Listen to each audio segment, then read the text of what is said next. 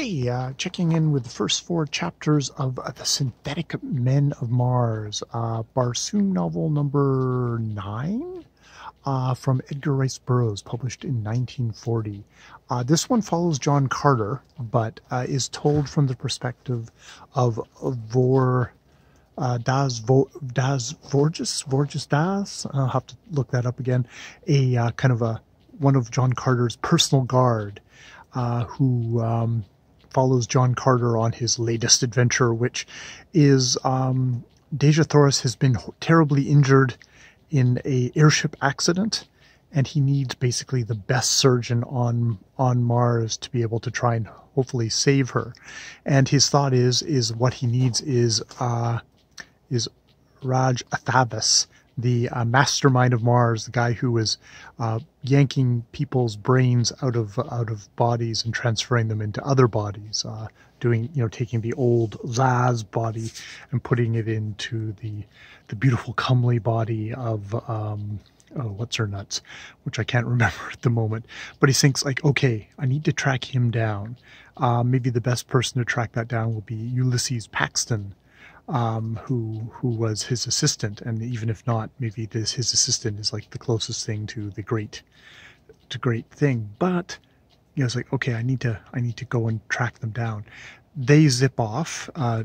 Carter's convinced to take his young guard along with him, but they get off course, and it's like, damn, we're off course from the city where Ulysses Paxton is. I can't remember what his Martian name is. Something all equally unmemorable, to be honest. So they say, oh, but we can go to this city and hopefully gather info. So they get down. They park outside, but they get ambushed by these strange men, led by just a regular red Martian man, but these strange men who have weirdly put together bodies, like, one arm shorter than the other, their faces are oddly unsymmetrical, they're just bizarre. And the leader of the leading red Martian says, well, you're going to surrender to us, or else. And it's like, well, we're doing or else. The red Martian guy, he sends the other guys against them, not leading them himself, which is against the warrior's code of red Martians. And they do pretty well at first. They're decapitating a whole bunch of people. Indeed, they find they have to actually decapitate them to incapacitate them. If they chop off a limb, the guys just keep on trucking and not seem to have much pain. And they don't have great sword skills, but they're also extremely hard to actually kill. Even the heads, once decapitated, are still seem to be alive, and the bodies still keep on kicking and running around and stuff like that. But they're much less effective that way. Eventually, they do get captured, being captured by nets versus through sword play. These guys have come in on these huge bird creatures, so they get loaded up on the bird creatures, trapped in the netting, and we have the young guardsman having this hilarious conversation with the head, who says, "Hey, could you turn me around so away from my face is smushed into the bird? I want to be able to see the sights as we go by." And he's like, "Well, you're dead." It's like, "I'm obviously not dead, or I wouldn't be talking to you, you moron." So he turns the head around, and it's like, and the heads have a conversation. This guy is a whore-mad, and it turns out as they get to the city and they kind of learn stuff, that this indeed is the work of Raz Thavis.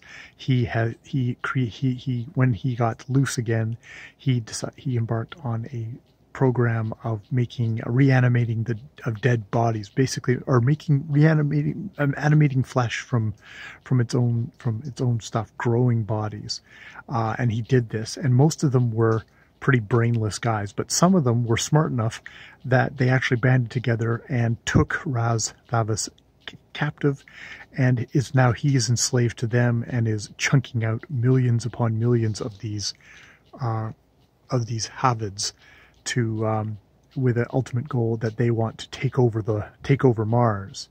And it's like, well, but you've made so many men, you won't be able to feed them. It's like, it turns out they can also grow meat flesh of some sort, which is not great.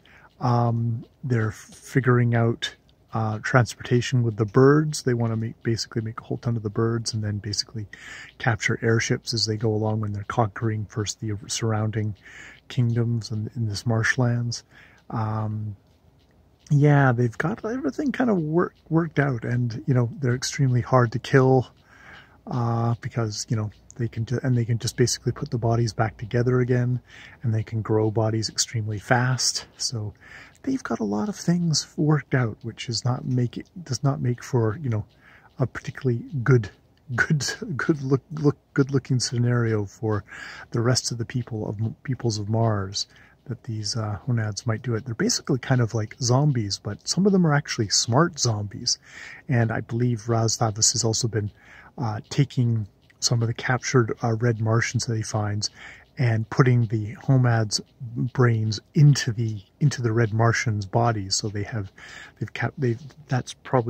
explains why they have some of these red Martians walking around that are working for them. They either work for them, or they get their brains popped out and Honads' minds put into them. So slowly building up quite the force here. They of course they were trying to rescue a girl when they got captured.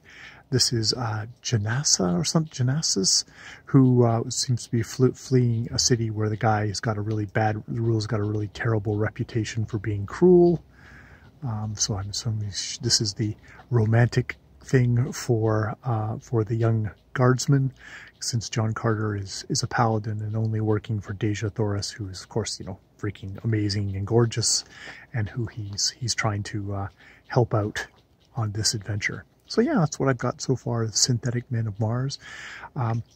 Definitely comparing this to Edgar Arnold Lester, and now to Gustavus Pope.